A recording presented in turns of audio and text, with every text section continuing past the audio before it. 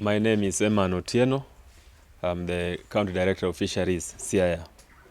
Of late, we've been having a problem of illegal fishing in Lake Victoria, Siaya waters. And we are in the process of trying to finish that menace. From last week, we arrested, there is this kind of fisheries called in Kijaluo, Abungulu, which is supposed to be a mechanized seine net. It's a form of trolling, which is illegal. But here we are using smaller boats to draw that net, the seine net. But it's still very destructive, just like the trawler that was removed some years back from Lake Victoria. So it is coming back disguised as a bungalow, but it is trolling. So we are out to finish that. Most of the trawlers, these trawlers, the small trawlers called abungulu, come from Homa Bay and Kisumu. Some few are also from the locals. So we are arresting them, and we are making sure when we arrest, we destroy. And that's why now, if we arrest them, we bring them to the headquarters here. That will send a message to people with the same intentions back in Homa Bay or Kisumu or around here. Some also come as far as Busia to do the same in our waters, and they are destroying the fish. Last week we arrested 2 of these troll nets, and today we've arrested another 2 of those troll nets. We also arrested another type of net called a muok. A muok is a small seine net. It is like omena seine net, but it doesn't use light. So, and it is done along the shoreline. So it destroys, it captures everything, especially the young ones of the fish, the fingerlings. So we arrested 10 of them last week. They are inside here. There is also another one fishery called monofilament. This monofilament is also very destructive, and it is so cheap. So these people, even school children, can afford to buy it. They use it, and after a week or so, they dump it there and go for a new one. The problem with this monofilament, it is not biodegradable. So once left in the waters, it continues capturing fish. When it captures enough, it floats up. But when the fish rots, it comes down again and continue capturing fish. So it goes on destroying fish like that. And that's why the breeding grounds along the lake are destroyed, because they are full of those monofilament that have been abandoned there.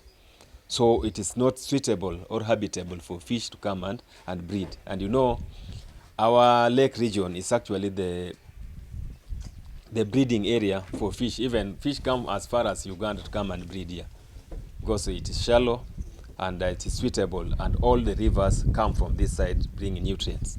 So that's why fish like breeding from this side before migrating to the other parts of the lake.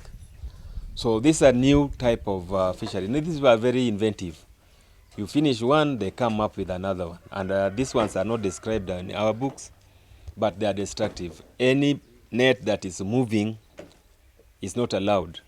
The net should be stationary and should be the described size, mesh size of 5 inches. So this one, once the inches is almost 2, is only 2. The mesh size is 2 inches. In fact, almost 1.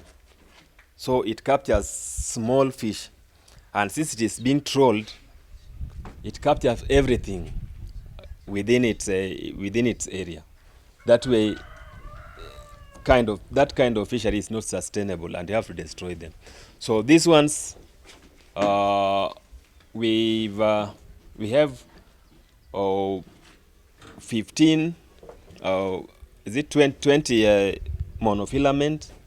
We have 4 bungalows, and we have 10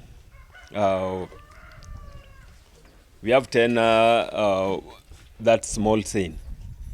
We are applying for authority from the magistrate to give us authority to destroy them. Those which are still in the lake, we are sending warning for those people who are doing this practice to remove this and adopt the right nets to be used in the lake so that we can sustain that fishery for the benefit of us today and our next generation.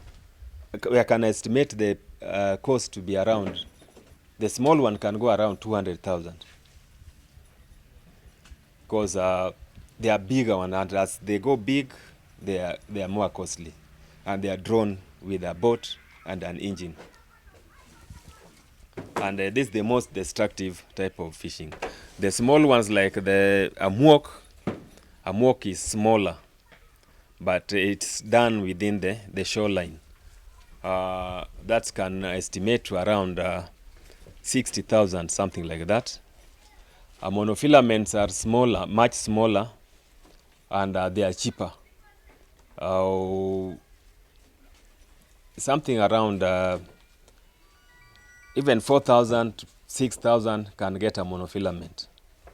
The process continues. Started last week, these are brought today, and I know we will continue. Not only in, these ones were all from Asembo, but I know the process will go on in Uyoma and even in Bondo side.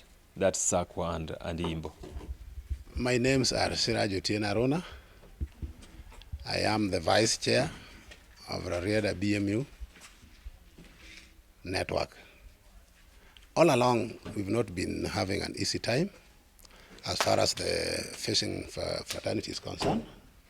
But more so, I can say that the type of fishing that is now cropping up is quite challenging. We have a type of fishing here called bunglu, and of late it has not been there. It is really quite destructive.